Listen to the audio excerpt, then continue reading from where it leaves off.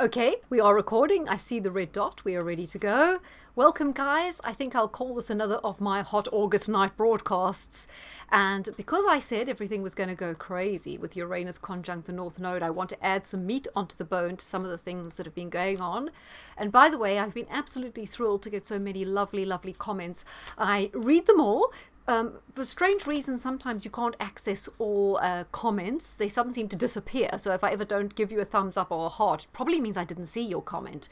But I always look back and I'm really appreciative when you guys give me such wonderful support and encouragement, because this is a very niche channel.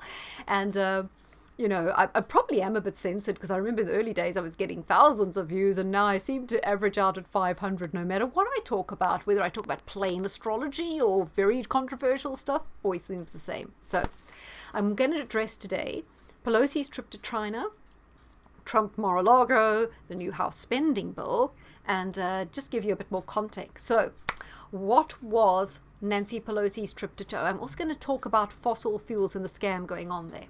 So what was the thing about Pelosi's trip to China? What was that all about? Turns out it was all about business.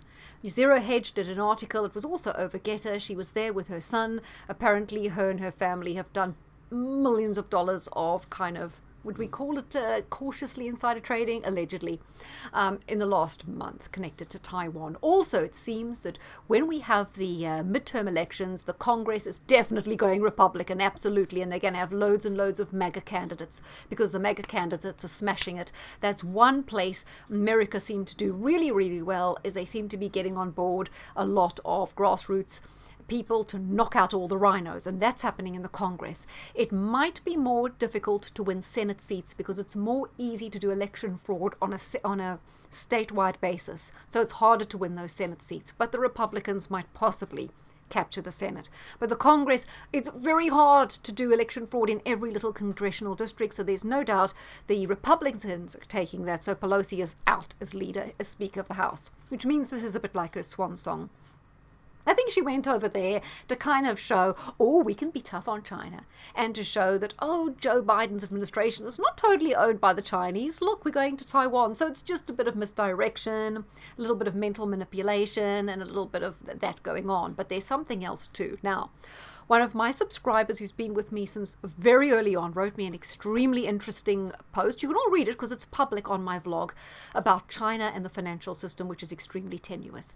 The debt, the private debt owned by the citizens, the debt by the government, the problem with the crashing of their construction industry has left, and the currency is going down, being devalued. So China in a mess financially.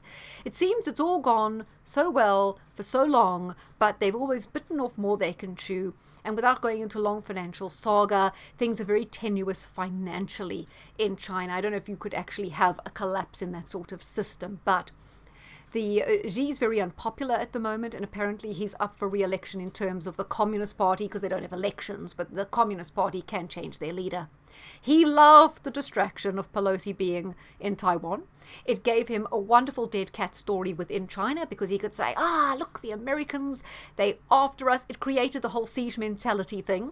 So he absolutely capitalized through being able to distract attention from what's going on domestically and put it all on, America hate us, look at Pelosi. So it worked very, very well for Xi. So she was playing fully into his hands there. So that's kind of a synopsis about what that was all about. And as I say, Pelosi's swan song, because she's not going to be speaker much longer. I think that's the end we'll see of her in politics, given her age. I know mutterings and stammerings, which are totally incoherent. Now, Donald Trump, Mar-a-Lago. This is another attack on Donald Trump, because they can see his popularity has not waned. There's still a lot of strength in the MAGA movement.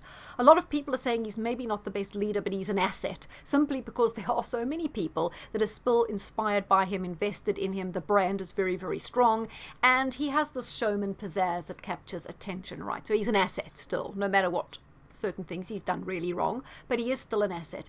They need him out the way, because the one thing Donald Trump don't want is wars, and America have had endless wars. I mean, they say America goes around spreading democracy. That's a misconception. I mean, Jimmy Carter, in his brief time in the White House, spread a lot of communism. I mean, he was absolutely hell-bent on getting Zimbabwe handed over to the Marxist Mugabe. That was a key aim of him, which he achieved. He helped the Sandinistas get into, I think it was Honduras, and he oversaw all those countries be overthrown by Marxist regimes, and he oversaw Iran in 1979 being overthrown to a sort of radical Muslim regime that was aligned with the communists. Then you think of Roosevelt, he helped hand half of Europe plus a lot of the world over to communism. So America's not really going around spreading democracy at all. It's going around helping communist regimes to get in everywhere through their wars. And we know they decimate countries, no good comes of it, and Donald Trump is totally against that. So another thing, in the new House spending bill, one of the things they're going to do is introduce 85,000 new IRS workers, new taxmen. Why do they need 85,000 new taxmen? Well, this is also part of the purging, of the Stalinist kind of show trial purging in American society. Their tax laws are so complicated. They have federal laws, they have the state laws, they have, I don't know, get regional laws. It's almost impossible to do your taxes without making a mistake because the laws are so varied, so intricate, so open to interpretation. That's why pretty much everyone's got to have a tax lawyer, tax accountant, whatever. This is perfect because they can go after anyone basically on the basis of your tax. So if they don't like you because you support MAGA, because you question the election, because you question these things, they just look into your tax return and they find a little mistake. Ka-ching, they got you, right? So that's what they want these 80. It's a nefarious Stalinist tactic to crack down and to purge. Okay, I'd like to end off with this one. Jeff Berwick had a very interesting little clip of a scientist talking. And he said that back in the day, the Rockefellers controlled all the railways. And they transported a lot of the oil, but they didn't yet own all the oil fields and all that. And the oil hadn't yet been defined. In the days of the Rockefellers, back sort of 150 or so years ago, they hadn't defined what an organic substance was. So they had this conference, I don't know if in Switzerland somewhere, and all the scientists gathered to determine what is an organic substance. And they said an organic substance, which is what all of us, like humans, insects, animals, are made of, all the trees, plant life, the whole earth, was organic. They said it's hydrogen, carbon, and oxygen. But coincidentally, oil is those things. So it enabled them to say immediately, well, oil must be organic. It's a fossil fuel. Meanwhile, it may not necessarily be, just because it's the same composition as what they call organic, which was what the Rockefeller scientists pushed to define organic as hydrogen, oxygen, and carbon.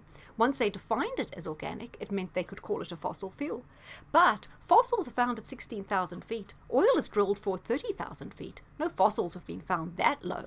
So the whole thing about oil and petrol and all that being fossil fuels and coal, it's wrong from the inception, and it's wrong because it was the Rockefeller scientists who had a stake in the game, who were going to buy up all the oil industries, that wanted it defined as some sort of organic substance because they saw an advantage in that. It's also, they wanted to define that because then they could say it's from historic deposits of organic material, because then there's a limited supply. Whereas wells tend to fill up after time. You can empty wells. They fill up over time. It's well known. So oil could be an infinite resource, but they wanted it defined as finite, because as soon as something's finite, like diamonds, where there's also a hoax going on, you can put a price on it. Okay, that was a quick news whiz round. Hope you enjoyed it.